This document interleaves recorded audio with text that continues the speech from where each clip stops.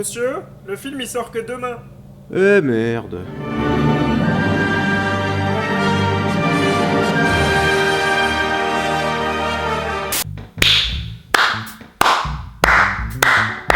Wow, bravo, c'était mortel. C'était vraiment mortel. Alors faut savoir que j'attendais pas particulièrement ce film jusqu'à il y a 2 semaines. Les premières bandes annonces m'avaient fait un peu ni chaud ni froid. J'avais peur qu'on crache à la gueule de la saga originale Star Wars. Et je me suis trompé, c'est pas le cas du tout. C'est une vraie pièce d'un puzzle qui vient parfaitement s'emboîter à l'épisode 4, puisque les événements de Rogue One se terminent environ 5 minutes avant le début de l'épisode 4. Et je pense même que cet épisode est à considérer comme un épisode à part entière de la saga. À partir d'aujourd'hui, quand on se fera un marathon Star Wars, il est clair qu'il faudra rajouter Rogue One entre l'épisode 3 et 4. Au fait, salut à tous, aujourd'hui on va parler de Rogue One, je pense que vous vous en doutiez un petit peu. Alors, Rogue One, A Star Wars Story se déroule entre l'épisode 3 et l'épisode 4, et ça raconte l'histoire d'un petit groupe de personnes qui vont devoir aller récupérer les plans de l'étoile de la mort. Je suis vraiment une teub pour résumer les films. Et voilà, y a pas grand chose à dire quoi. C'est bourré de références à Star Wars sans tomber dans le fan service. Les persos sont super attachants. Je pense notamment au remplaçant de C3PO, le comic relief, le droïde noir, je me rappelle plus comment il s'appelle, qui a plutôt de bonnes conneries et ça fonctionne très très bien. Les acteurs sont plutôt bons aussi. Je les connaissais pas vraiment, j'avais déjà vu comment il s'appelle, le petit Mexicain là, Diego Luna. J'avais déjà vu Diego Luna dans Le Terminal. Forest Whitaker et Mads Mikkelsen, je les connaissais, mais pour les autres, honnêtement, je les avais jamais vus. Enfin, je crois pas. Ou alors ça m'a pas marqué. Bon, il y a quand même quelques petits trucs qui m'ont un peu dérangé. Par exemple, je sais pas si je le dis ou pas. Allez, je vais le dire. C'est pas un spoil, mais au pire, vraiment, allez le voir et on en reparle après, s'il vous plaît. Donc, vu que ça se déroule un petit peu avant l'épisode 4, c'est le retour de l'amiral Tarkin. Malheureusement, l'acteur qui interprétait l'amiral Tarkin est décédé en 94. Donc, ils ont eu recours à l'image de synthèse. Et c'est plutôt dégueulasse. Enfin, c'est bien fait, mais aujourd'hui, on peut pas utiliser cette technique pour remplacer des acteurs.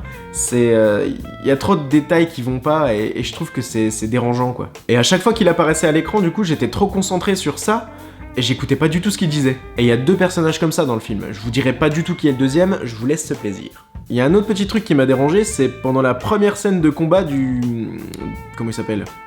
Du chinois aveugle. Et donc pendant ce combat, le chinois place une punchline digne d'un épisode de Buffy contre les vampires. Il est en plein combat et d'un seul coup il prend son bâton et il l'enfonce dans le pied d'un Stormtrooper. Et tout s'arrête et il dit sinon ça va votre pied ?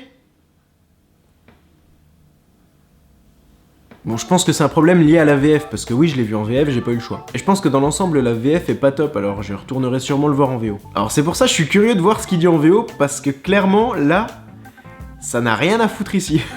Les musiques sont plutôt cool, ça devait être Alexandre Desplat à la base, mais il a été remplacé par Michael Giacchino, je crois que ça se prononce comme ça, qui a déjà bossé pas mal de fois avec JJ Abrams et sur d'autres projets super cool. Je vous laisse regarder sur Wikipédia parce qu'on a une liste super longue. Et donc les musiques sont plutôt cool, même si on retiendra surtout les thèmes de John Williams. Et du coup c'est vrai que la musique Binary Sunset m'a manqué. À plusieurs reprises dans le film, j'ai eu l'impression qu'elle allait venir, alors qu'en fait c'est plus ou moins le thème des Skywalker, donc ça n'aurait rien à foutre ici quoi. Alors pour ceux qui connaissent pas Binary Sunset,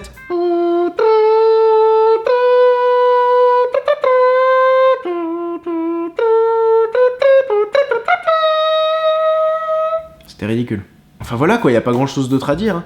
Le film dure 2h14, pour moi il a duré 10 minutes, on se fait pas chier une seconde, c'est extrêmement bien rythmé. Ah si, la scène du retour de Dark Vador quoi, c'était le film où Dark Vador revenait.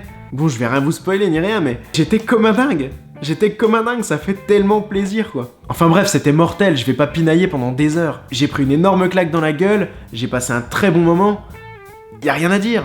Et comme je vous disais, j'attendais pas particulièrement ce film parce que j'avais regardé la réalisation et j'ai vu que c'était Gareth Edwards et le seul truc que je connaissais de Gareth Edwards c'était le Godzilla de 2014 et c'était de la merde. Et je sais pas pourquoi ce film a su se faire désirer et peut-être que c'est le fait que j'en attendais pas grand chose ou quoi, mais j'ai kiffé ma race. Voilà, c'est tout ce que j'avais à vous dire sur Rogue One, donc n'hésitez pas à me dire ce que vous en avez pensé dans les commentaires, qu'on puisse en parler un petit peu, parce que comme je le disais, c'est le but de ces vidéos. Avant de vous quitter, j'aimerais bien remercier le Cinémavia de Grey dans le 70, qui m'ont gentiment ouvert leurs portes pour que je puisse tourner mon intro. Alors j'ai dû squatter un quart d'heure pour au final avoir une scène de 5 secondes, mais ils étaient super cool en tout cas, alors vraiment merci à vous. Si vous regardez, salut! Et d'ailleurs, si vous êtes dans la région, je vous encourage vraiment à aller dans ce petit cinéma, parce qu'ils organisent plein d'événements, et d'ailleurs je mettrai le lien du site, de leur site, dans la description pour que vous puissiez checker les événements à venir, parce qu'il y en a qui sont super intéressants, vraiment. Bon, moi je vous laisse, n'hésitez pas à mettre un petit pouce bleu sous la vidéo si vous avez aimé, et moi ça me fera super plaisir. Si vous avez vu le film, donnez-moi votre avis, qu'on puisse en parler. N'hésitez pas non plus à me suivre sur Twitter, sur Instagram et sur Facebook, je mettrai les liens, je sais pas où, par là on va dire. Et je m'en vais vous souhaiter un joyeux Noël, parce que je pense qu'on se reverra pas d'ici là. Salut! Bonjour, je suis un Stormtrooper. Abonne-toi. Allez, fais pas ta pute. Bonjour, je suis Kylo Ren, et j'ai la même voix qu'un Stormtrooper. Et j'ai un micro-pénis. Ah, moonwalk. Ouh.